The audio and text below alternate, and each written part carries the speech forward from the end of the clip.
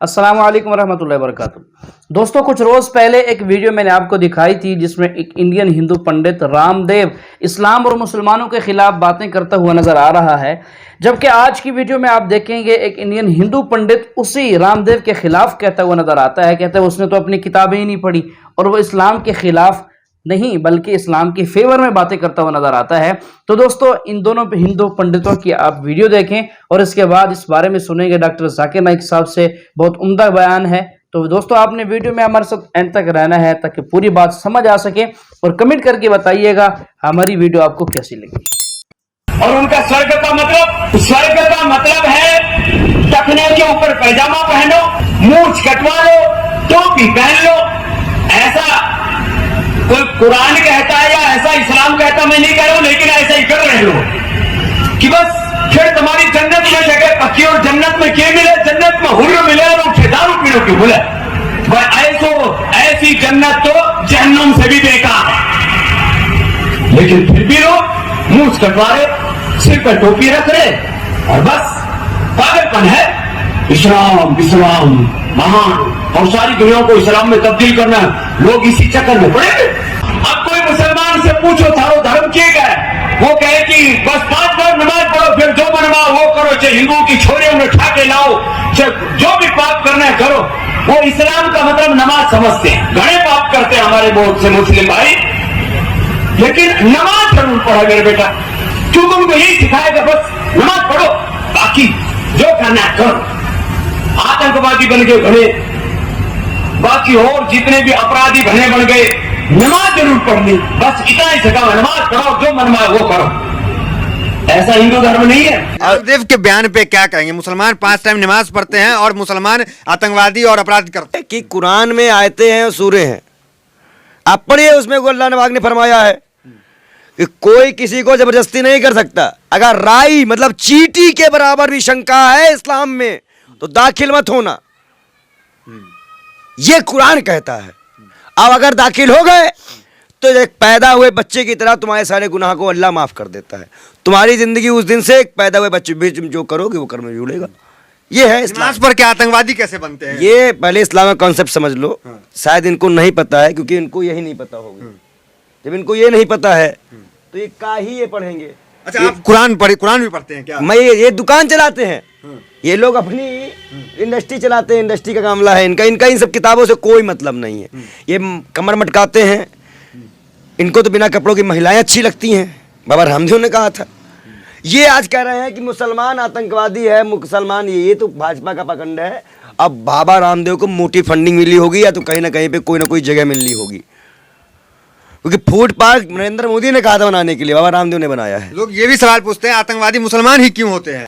आतंकवादी जो होता है वो किसी धर्म का नहीं होता। किसी धर्म में आतंकवाद का सपोर्ट हो तो बताओ। कुरान का आतंकवाद का सपोर्ट किया? कुरान की एक आयत में यहाँ तक लिखा है कि एक का कत्ल करना पूरी इंसान का कत्ल करना है। कुरान कहता है भाई, पढ़े जाके। मैं आपसे बता रहा हूँ ना, साधु संत कुरान कब से पढ़ने लगे हैं? भाई साधु संत क्या भाई, देश की धार्मिक ग्रंथ है ये, हम धार्मिक ग्रंथ ही तो मानेंगे। भगवत गीता, रामायण, कुरान, बाइबिल, ये सब हमारे दिलों में है। और हम उस ऐसे हिंदुस्तान में रहते हैं जहाँ मिश्रित है, हमको जानने का मौका मिला, हम पढ़ते हैं। दिक्कत क्या है? मतलब कुरान नमाज आतंकवाद नहीं सिखाता आपके अनुसार? अब कल को अगर आपको ये मालूम चले कि रमजान में मैं शुक्रवार को रोजा भी रख लेता हूँ तो उस पर भी आश्चर्यचकित हो जाएंगे आप। नहीं, रोजा भी रखते हैं आप? भाई देखिए, एक दिन सब अभी तो वो सपोर्ट में खड़े हैं मुसलमान के। भाई व्रत के लिए सभी लोग रखते हैं। हमारे देश के पूर्व प्रधानमंत्री लाल बहादुर शास्त्री ने भी कहा था कि व्रत रखा करो, एक व्रत हो जाता है। रामदेव ने पढ़ा नहीं है कुरान क्या? रामदेव अपनी किताब नहीं पढ़े, बेशरम आदमी। अपने गुरु को कोई किस तरह करके ये तो आगे संत है, किताब कैसे नहीं पढ़े होंगे? ये बेशर्म है। संत कहाँ कहते हैं उसको? बेशर्म कहो तो इसका पेट्रोल मिला, पूछो इससे बेशर्म से। ये हुए बागेश्वरम हुए, आसाराम हुए, एक ही जमात के लोग हैं। ये एक ही जमात के लोग हैं, सुन लीजिए, ये एक ही जमात के लोग हैं। ये बेशर्म है। आप मुस्लिम हितैषी हैं? अच्छा, ये 30 का पेट्रोल दिला के 110 का पेट्रोल हिंदू को दिला रहे हैं, हिंदू हितैषी हैं। अंकिता बिनावी एक्स्ट्रा सर्विस मांग रहे हैं, नहीं बोली निकली, हिंदू हितैषी हैं। मुसलमान लव जिहाद करते हैं, ये बोले भाजपाइयों को, नमाज पढ़ते हैं, लव जिहाद करते हैं। ये भाजपाइयों को बोले, कन्हैया कुमार को मारने वाला भाजपा का बूथ एजेंट निकला था और उसे मुसलमान कह के प्रताड़ित किया गया था। मुसलमान नहीं था, वो भाजपा का एजेंट था। मुसलमान कभी ऐसी हरकत नहीं करता, ना हिंदू करता है। हिंदू में भी भगवान राम का चरित्र जो पढ़ा होगा, कभी तलवार नहीं उठाएगा, वो प्रेम से, जब तक अति ना हो जाए। इस्लाम तो तलवार की नोक पे फैला ना, ऐसा तो कहा जाता है ना। अगर इस्लाम तलवार की नोक पे पहुंचता तो हजरत मोहम्मद साहब उसी वक्त मक्का मदीना ख़त्म कर चुके होते जिस वक्त उनको ऊपर पत्थर मारे गए थे। शांति से सुनो, जब उनके ऊपर पत्थर बरसाए गए थे ना, उनके पैरों की जूती तक में खून भर गया था, तभी इस्लाम ख़त्म कर देते वो। इस्लाम फैला है तलवार की नोक पे नहीं, कुरान पे, हदीस पे, हजरत मोहम्मद साहब की जीवन पे। तो रामदेव बाबा ने पढ़ा नहीं है क्या? वो तो खुद इतने ज्ञानी है, बिजनेसमैन है। अरे बिजनेसमैन है, ये कहो संत बिजनेसमैन हो ही नहीं सकता। मैं बिजनेस करता हूँ, मेरा एक भी चैनल दिखाओ, मेरा कहीं से भी कुछ आमदनी दिखाओ, इसमें मैं बिजनेस से आमदनी करता हूँ। ये संत हैं। मैं तो मांगता हूँ भाई, लो लाओ दो, गरीब हूँ ला दो, मैं तो मांग के खाता हूँ, और ये कमा के खाते हैं। कमा खाने का मतलब लूटते हैं। इनके प्रोडक्ट कितने महंगे हैं। अरे कर दो हिंदुओं के लिए फ्री, रिक्शे वालों को, टाली वालों को एक लिस्ट बनाओ। 18-18 घंटा काम करते, फ्री बेचे सामान। अच्छा, तो पेट हिलाना काम होता है क्या? योगा करते हैं। योगा नहीं करते, वो ढोंगा करते हैं। और एक गलतफहमी है कि इस्लाम तलवार के जोर पे फैला। और इस तकरीर के आखिरी में मैं इस सवाल का जवाब दूंगा और फिर तकरीर खत्म करूंगा। ये जो गलतफहमी है कि इस्लाम तलवार के जोर पे फैला, इसका जवाब एक मुहर्रिक जिसका नाम है डिलेसी ओलेरी, वो लिखते हैं एक किताब में, Islam at the cross road, page number सफ़ा नंबर 8 पे वो लिखते हैं कि तारीख गवाह है कि ये अफवाह कि मुसलमानों ने तलवार के बल पर इस्लाम फैलाया, ये सबसे बेहुदा अफवाह है जो मुहर्रिक ने बार बार दोहराए है। ये अफवाह जो मुसलमानों ने तलवार के जोर के ऊपर अपना मजहब फैलाया, ये सबसे बेहुदा और बेबुनियाद अफवाह है जो मुहर्रिक ने बार बार दोहराए है। आज हम जानते हैं कि स्पेन में, अंदलुस में हम मुसलमानों ने 800 साल राज किया, हमने बराबर से दावत नहीं दी। उसके बाद क्रूसेडर्स, ईसाई आए, सारे मुसलमानों को नामो निशान मिटा दिया। एक मुसलमान भी खुले तौर पे आजान नहीं दे सकता था।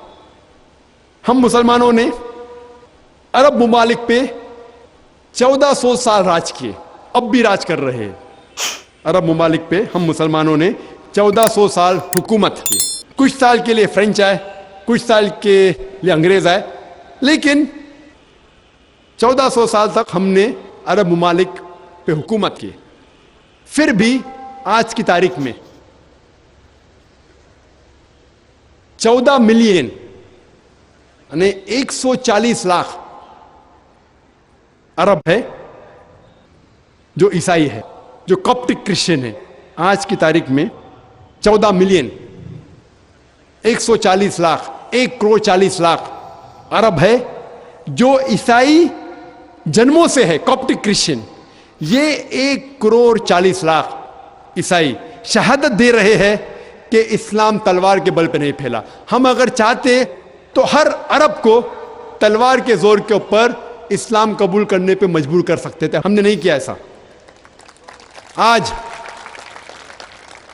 तारीख गवाह है कि हम मुसलमानों ने इस देश हिंदुस्तान पे, इस मुल्क हिंदुस्तान पे तकरीबन 1000 साल हुकूमत किया। हम चाहते तो हर हिंदुस्तानी, हर गैर मुसलमान को तलवार के बल के ऊपर इस्लाम कबूल करने पे मजबूर कर सकते थे, हमने नहीं किया। आज की तारीख में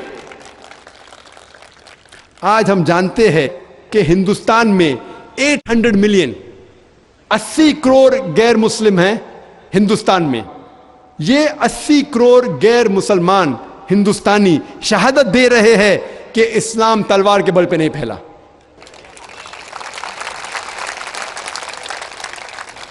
आप जब भी कोई हिंदू को मिलते हैं या गैर मुस्लिम को मिलते हैं, आप उसे कह सकते हैं कि आप शहादत दे रहे हैं कि इस्लाम तलवार के बल पे नहीं फैला।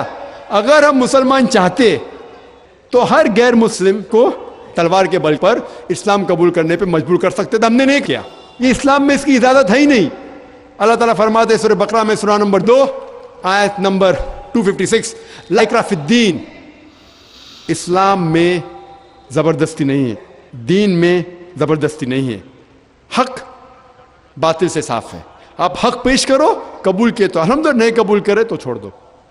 हम किसी को तलवार के बल के ऊपर या बंदूक के नोक के ऊपर उसे इस्लाम कबूल करने पे मजबूर कर ही नहीं सकते। ये इस्लाम में इसकी इजाज़त है ही नहीं। तो ये गैर मुस्लिम जो हिंदुस्तान में है वो आज शहादत दे रहे हैं कि इस्लाम तलवार के बल पे नहीं फैला। आज जो मुल्क है जिसमें सबसे ज्यादा मुसलमान है वो है इंडोनेशिया। कौन सी मुस्लिम फौज इंडोनेशिया गई थी?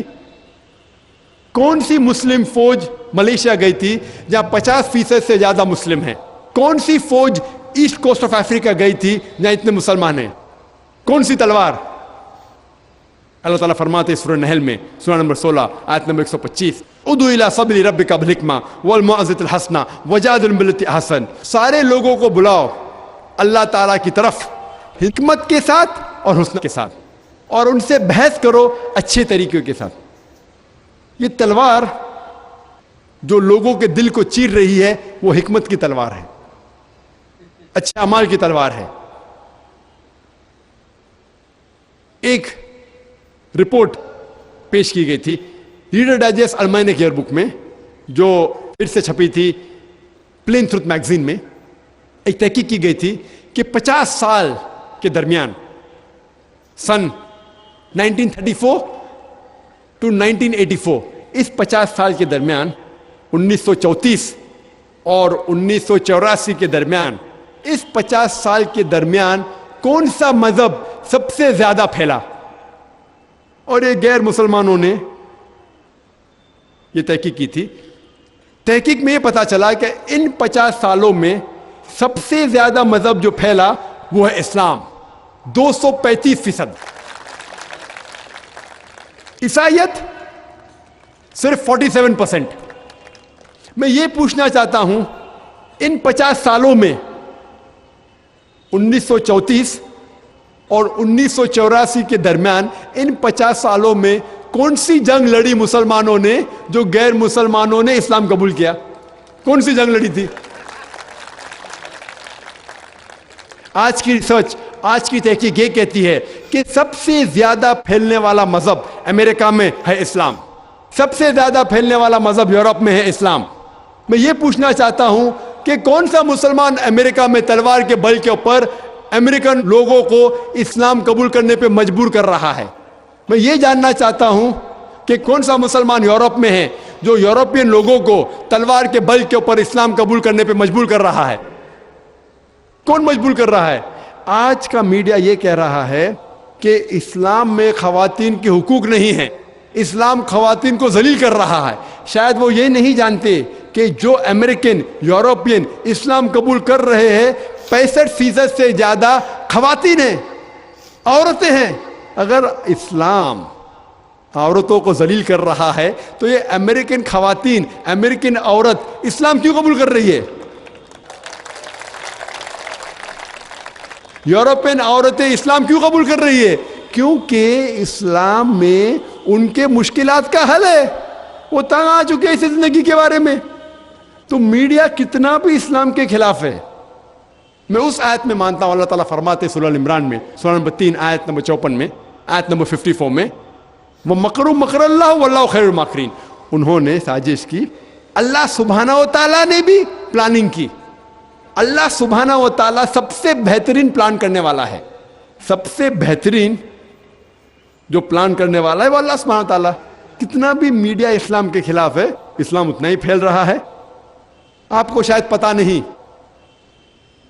कि 11 सितंबर 2001 के बाद जो मीडिया इस्लाम के खिलाफ बात कर रही है, 9 महीने में 11 सितंबर 2001 के बाद 9 महीने में 34,000 से ज्यादा अमेरिकनों ने इस्लाम कबूल किया। यूके में स्टैटिस्टिक्स कहती है कि 9 महीने में 11 सितंबर के बाद 20,000 से ज्यादा यूके के लोगों ने इस्लाम कबूल किया। जितना भी इंटरनेशनल मीडिया इस्लाम के खिलाफ बात कर रही है, उतना ही अल्हम्दुलिल्लाह इस्लाम फैल रहा है। क्योंकि अल्लाह सुब्हानहू व तआला का वादा है, कम से कम 3 जगह में अल्लाह ताला वादा देते हैं। सूरह तौबा में सूरा नंबर 9 आयत नंबर 33 में, और सूरह सफ में सूरा नंबर 61 आयत नंबर 9 में, हुवल्लज़ी अरसल रसूलहु बिल-हुदा वद्दीनिल हक़ लियुज़हिरहु अलद्दीनि कुल्लिहि वलौ मुश्रिकून। अल्लाह ताला फरमाते हैं कि अल्लाह सुब्हानहू व तआला ने अपने पैगंबर मोहम्मद सल्लल्लाहु अलैहि वसल्लम को भेजा है हिदायत के साथ और दीनुल हक के साथ, ताकि ये दीनुल हक इस्लाम सारे मज़ाहिब पे गालिब हो। सारे मज़ाहिब, चाहे वो हिंदुइज्म हो, क्रिश्चियनिज्म हो, जुडाइज्म हो, जैनिज्म हो, बुद्धिज्म हो, सेकुलरिज्म हो, एथियज्म हो, मॉडर्निज्म हो, अल्लाह का वादा है कि वह सारे मज़ाहिब पे गालिब होगा।